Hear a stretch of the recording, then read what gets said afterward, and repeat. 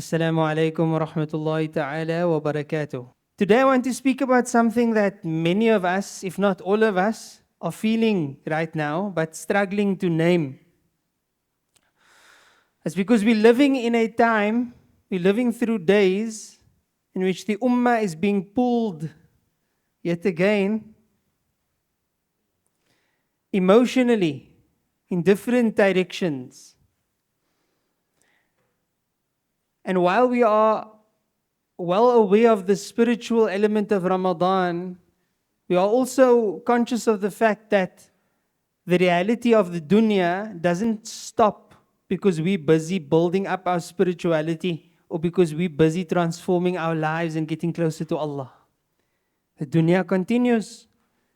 We are on the 16th day of Ramadan, the Battle of Badr, the first real battle in Islam, took place on the 17th day of Ramadan.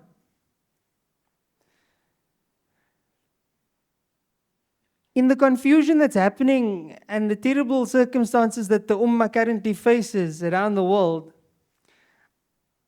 one thing has been made abundantly clear time and time again. When it comes to the general public, people want simple packaging and black and white answers. The problem is that one of the signs of knowledge, one of the signs of true knowledge, is actually not loud certainty and confidence. But one of the true signs of knowledge is the ability to recognize that there's nuance. That in most cases of true life, of reality, things are not black and white. There are black and there are white colors, but then in between there are a myriad of shades of gray. And to place matters in their proper place requires an acknowledgement of the fact that there's sometimes these gray areas.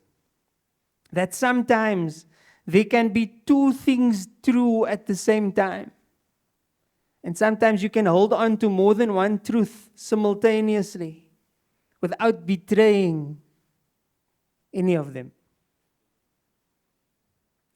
Allah Azza wa Jal teaches us in the Qur'an, بعد أن أقول أعوذ بالله من الشيطان الرجيم يا أيها الذين آمنوا إن جاءكم فاسق بنبأ فتبينوا. O believers, if any sinner comes to you with news, verify. What's interesting about this verse is that on the surface level, it would seem as though it's saying that if a quote-unquote bad person comes to you with news, then you must verify. But it's not saying that.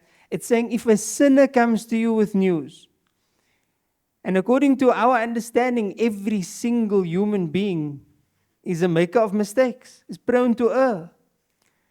So the verse in essence is reminding us of the human's fallibility and therefore the requirement of verification. Allah says, لا تقف ما ليس لك به علم. Don't pursue and actively follow up that which you don't have knowledge about.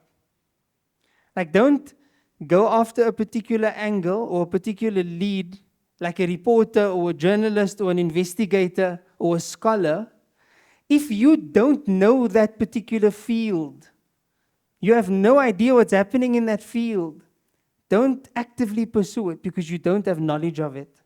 Allah also says, يا أيها الذين آمنوا كونوا قوامين بالقسط شهداء لله ولو على أنفسكم. Powerful verse. O believers, stand up for justice. For the sake of Allah, stand up for justice even when it's against yourselves. Even when it's against yourselves. Our starting point in navigating such confusion must be this ultra discipline, this uncompromising discipline, that we will pursue only that which is based on knowledge. Not to rush into things, but to verify, not to speak about things that we don't have knowledge about, that you might end up causing more problems than benefit. So let's start dealing with some of the questions that people have been asking, sometimes among one another, sometimes to people who they regard as more knowledgeable, and most of the time, silently inside to themselves. Don't say anything, but everybody's thinking about it. Are we supposed to make dua for the people of Iran, Maulana? It's a question that came my way. And the answer is unequivocally, absolutely, yes. Without hesitation. The Prophet ﷺ once taught Sahaba, if you want to know the difference between sin and good deeds, but you don't know. He said, the sin is something that scratches at your chest. It's something that gnaws at you, it will bother you. And a good deed, you'll feel at ease with it. In a different way of saying it, he said, "As-sidqu tuma'nina wal-kadhib riba." Truth will always be a source of contentment, and lies will always be a source of doubt. So I ask you, right now you are fasting, you're in the month of Ramadan, it's in the day, it's in Jumu'ah. Istafti qalbak. Ask your heart for a fatwa. And tell me how your heart feels when it sees over 160, 180 of our little angels, little girls who are fasting, who went to school. They just wanted an education. They probably had suhoor the morning. Some of them had wheat picks. Some of them had prenutro, if you still get that. Some of them had dates. Some of them had bananas. Their mothers struggled to get them out of the door. They brushed their teeth that morning. They don't know what's happening politically. They didn't do anything to any country or any political party anywhere. They went to school that morning. They'll never go home again. Do you need me to give you a fatwa that you can make dua for them?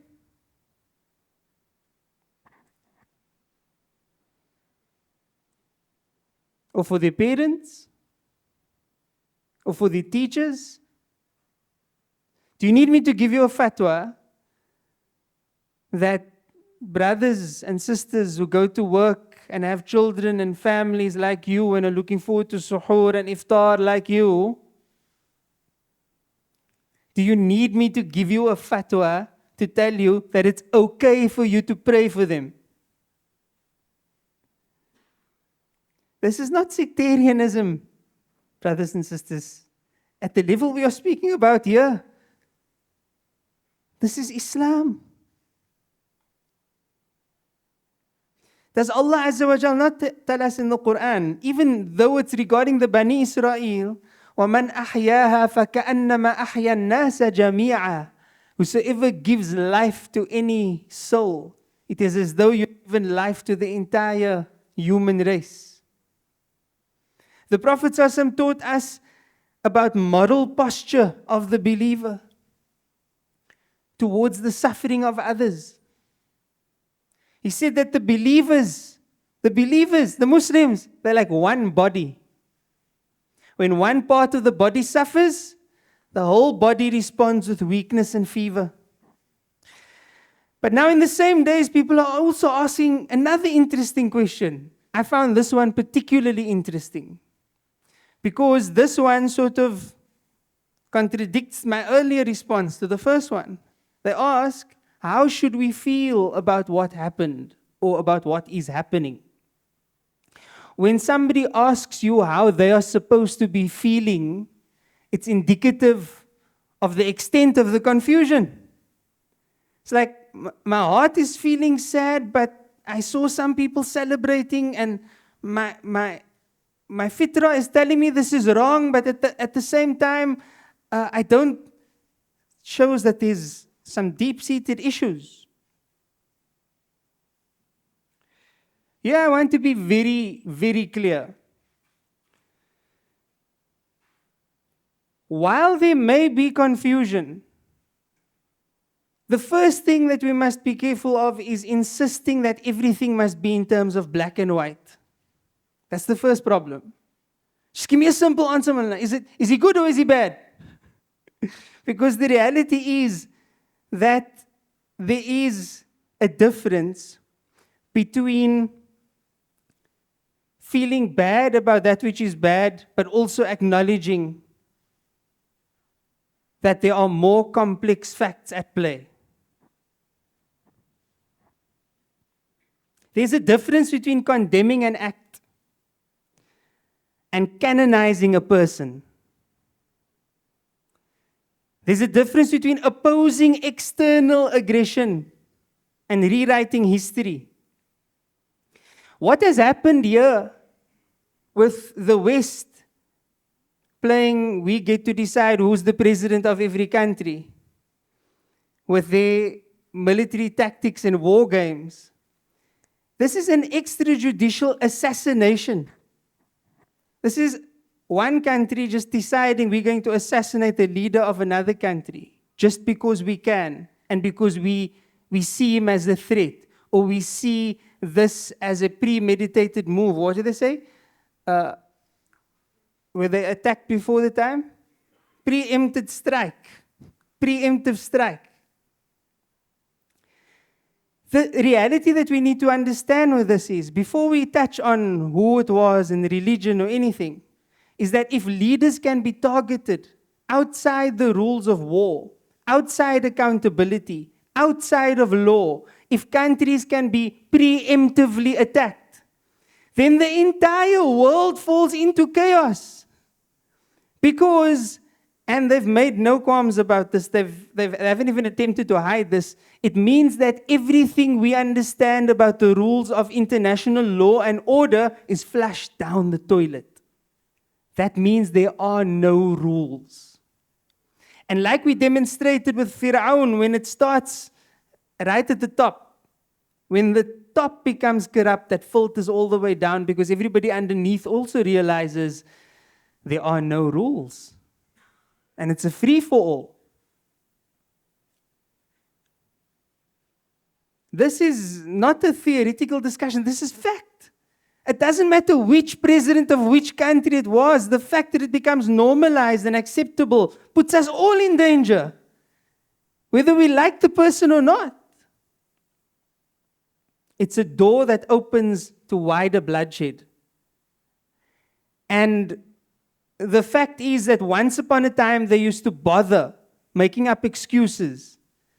Like, we're going to do this to liberate you, or we're going to do this to bring democracy, or we're going to do this because there's weapons of mass destruction. And all the time, the whole world knew this is an absolute lie. They are doing this because of their own ulterior motives. The problem is that at least they took the time to make up excuses back then. Now they basically said, look, we don't still have time to make up excuses. This is what we're going to do, and we're going to do it more, and we're coming for this one next, and we're coming for that one next. That's the reality that we're sitting with. We are going to get rid of or take care of the extreme Shi'i faction and the extreme Sunni faction. They don't care about labels. They don't care about labels. As long as you don't belong in our camp, you are the other. And at the same time, while I say this, and my heart goes out to the people of Iran, may Allah be with them and protect them, at the same time, we do not pretend that history began this week. Just like we didn't pretend that history began on the 7th of October. Many Muslims, especially the Syrians, they have lived through genuine devastation at the hands of Iran and their leaders. I personally witnessed the destruction in Syria and heard testimonies from countless Syrians as to why they faced that destruction. To them, there isn't a Iran and a Hezbollah. They go straight out the shayateen and Hizbul Shaitan. Can you blame them for the more than 500,000 people that were slaughtered in Syria? In Syria, Iran and those aligned with it caused immense harm, unforgivable harm to this ummah. And that suffering cannot be erased by today's suffering. It's not that all of a sudden, automatically, we just forget history. The ruins remain. The pain remains. That record cannot be denied, no matter where you stand. So we have to refuse these two extremes. One extreme is to treat every single opponent of America and Israel as instantaneously, automatically righteous, a hero and a martyr. Where do you get this idea from? This is not knowledge. This is assumption. And this is emotion taken out of its bounds. The other extreme is to treat external aggression like this as a moment for celebration. Now, I don't blame the Syrians when they celebrate the death of Ayatollah Khamenei because of their experiences. I can understand their celebration in that moment. For the rest of the ummah, those who were not directly or indirectly affected, it's still a Muslim that's suffering. And every single time a Muslim suffers, no matter what that Muslim did, it harms the ummah. Especially when that suffering is coming from outside of the ummah.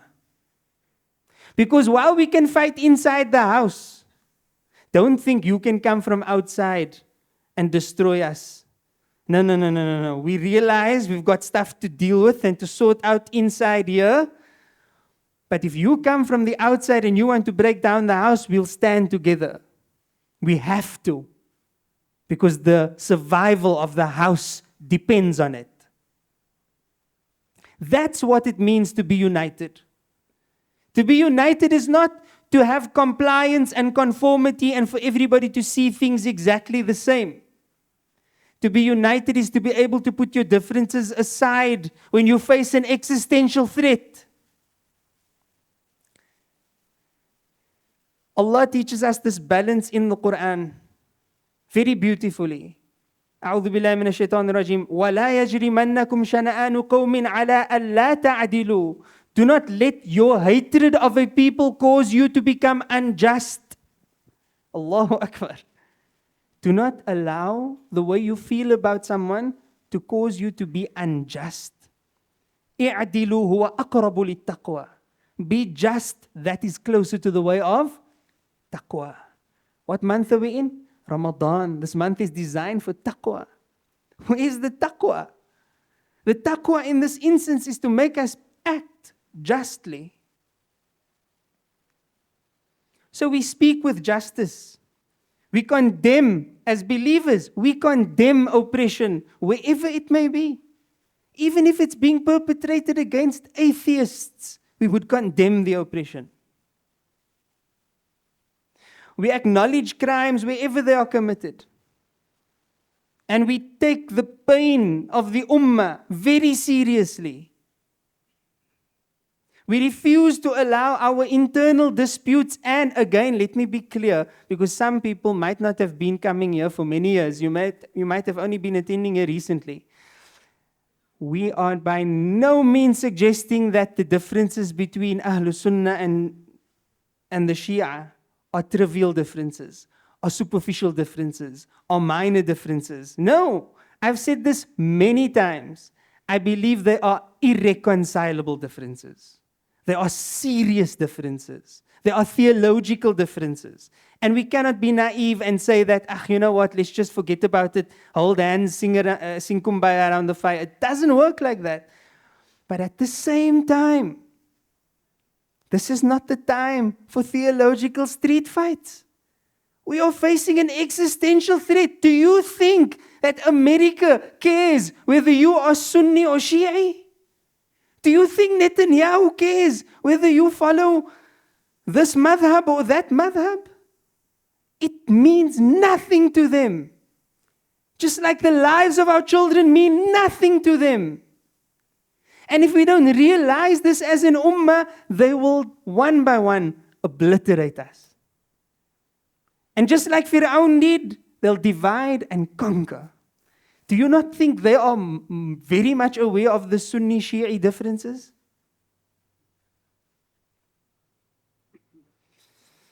Brothers and sisters, there's a hadith that many of us know, but we rarely apply it with maturity. Very rarely. The Prophet ﷺ said, Unsur akhaka zaliman aw mazluma.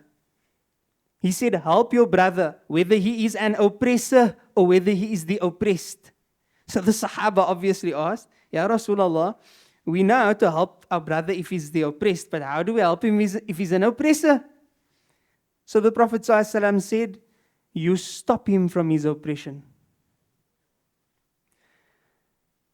It's upsetting when Iran carries out sectarian killings and sectarian attacks in places like Syria and Yemen and Iraq. And it's difficult. It's very difficult as an ummah to see eye to eye with these brothers of ours who seemingly keep doing this to us at every opportunity. But does that mean that I now have cause for celebration, that now when this brother of ours suffers, that I now celebrate? I sit back and I say, you know what, let them just fix each other, these dhalims, let them fix each other. No, I want the one to stop being a dhalim. I want his oppression to stop. I want him to stop treating his Sunni brothers the way he has been treating them. But I don't want him to face the oppression of the Zionists. La hawla wa la quwwata illa billah. So in our language today, we say, we do not defend oppression in any of its forms. Nor do we justify tyranny in any of its forms. Nor do we sanctify rulers.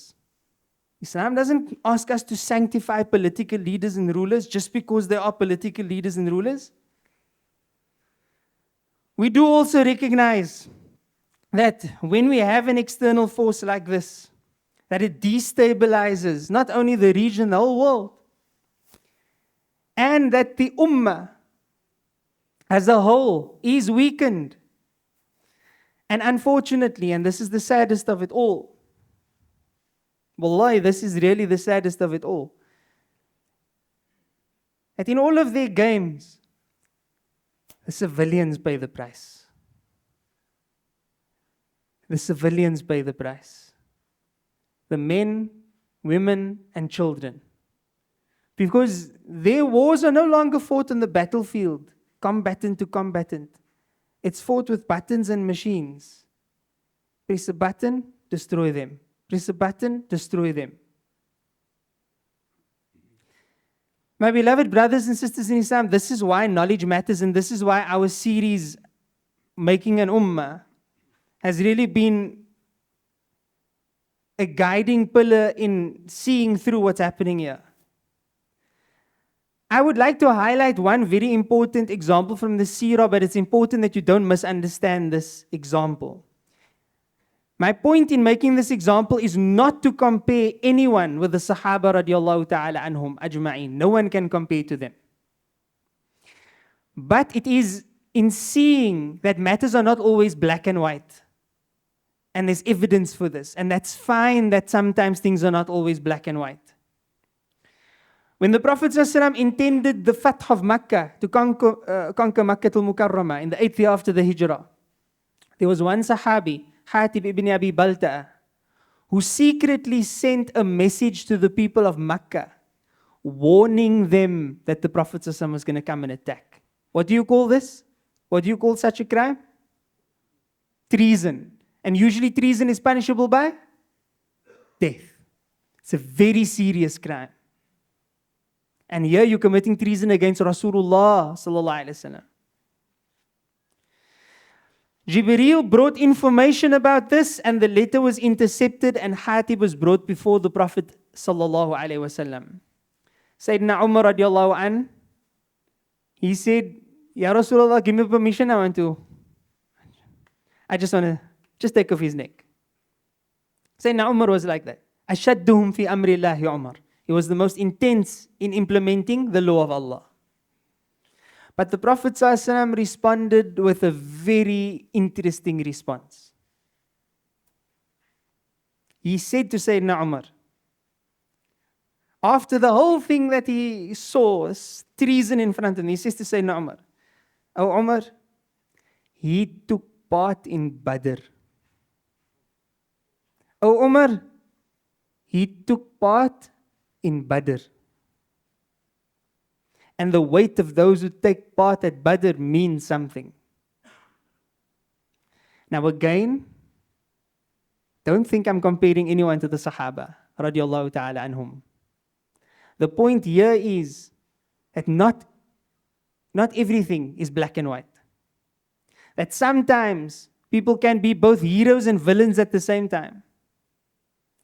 In the case of Iran, no one can doubt that of all the nations in the world and of all the powers that be, no one has stood alongside with the Palestinian resistance as much as Iran has. And you can question the type of support and the motive behind it and the extent of the support and the efficacy of the support. You can do all of that. But at the end of the day, when the Palestinian resistance themselves acknowledge the support that came from Iran, who are we to say anything else? Were you there? Did you help them? Did you supply them with whatever? So sometimes people can be heroes and villains at the same time. Sometimes things can be black, sometimes they can be white, and sometimes they can be black and white. We call that gray. But what is important, and I started off with this, is istafti qalbak. Ask your heart. Your heart will tell you where to make dua and where not to make dua. Your heart will tell you whether you should be feeling or whether you shouldn't be feeling.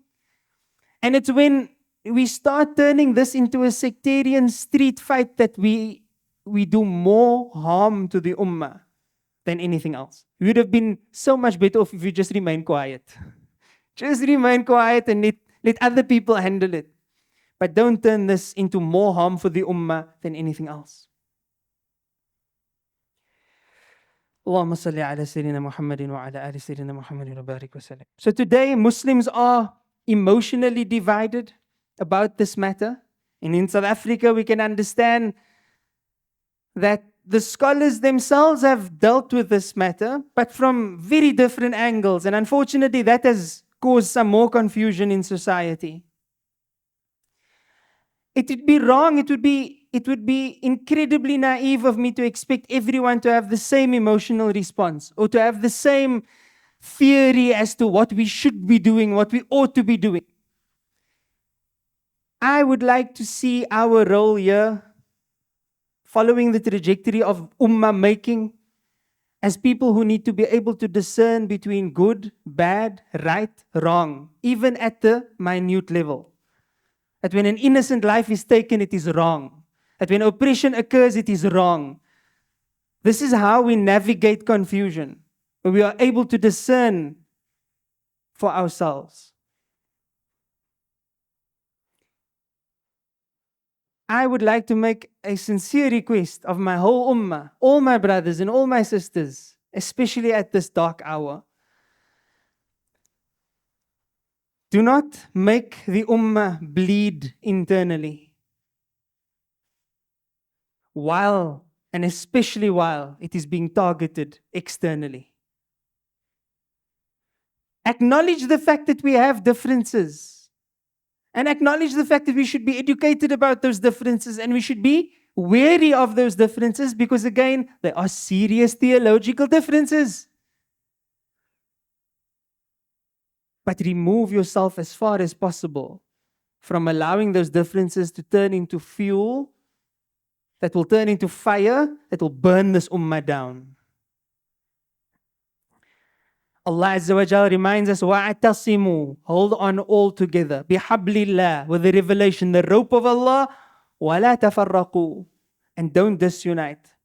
And as you will come to learn later on when we discuss Badr this evening, inshaAllah ta'ala, وَلَا تَنَازَعُوا فَتَفْشَلُوا وَتَذْهَبَ رِيحُكُمْ. Allah tells us in the Qur'an, do not dispute, you will become weak and your strength will leave you. The moment we start fighting internally, we become weaker externally. Unity does not require that we erase our theology, that we forget about all of this Aqidah stuff, like some people might want us to believe. Oh, can't we just all be, one another? It's a fifth madhab. It's just oversimplification of this massively complex thing. That's the solution. No, we don't erase theology. Nor do we erase pain, like the pain of the Syrian people. Nor does unity mean that we erase Gaza and the assistance that it was afforded. Unity means that we refuse to allow our disagreements to become weapons in the hands of the Zionists. That's the last thing we would want. Allah protect. Weapons in the hands of those who wish to see this ummah fragmented and exhausted and obliterated. Allah protect. Finally, brothers and sisters in Islam, we are living in an age of hectic conspiracy culture also, and people want to link every event to every other event and every scandal to every other scandal. There's no benefit in this. This is not knowledge, this is conspiracy. Understand the difference. Spend your time in Ramadan focused on your connection with Allah subhanahu wa ta'ala, and keep yourself abreast of what's happening in the ummah, but only to the extent that it is informative and helpful. Don't make staying abreast of what's happening in the ummah your primary Ramadan activity. That's not helpful. You're not going to resolve the issues of the world by staying up to date 24 hours a day, 7 days a week. This is not the month for that. It's the month of Ramadan. While we pain, while we bleed, while we cry, we turn to Allah in sajda. For what better time is there to turn to Allah than in the month of Ramadan? It is the very same trials that we see, that we experience, that we feel, that should lead us on our knees, on the ground, with our hands raised up high, begging our Lord and Creator Azza wa Jal like we've never begged Him before. That is how we should be spending our Ramadan. And we speak with care, and we speak with evidence, and we speak with compassion. And if we don't know what to say, remain silent. It will be better for us, insha'Allah ta'ala. Jazakumullahu khairan wa sallallahu ala sayyidina Muhammad subhanallah wa bihamdi subhanakallahumma wa bihamdik nashhadu an la ilaha illa anta nastaghfiruka wa natubu ilayk. Assalamu alaikum wa rahmatullah.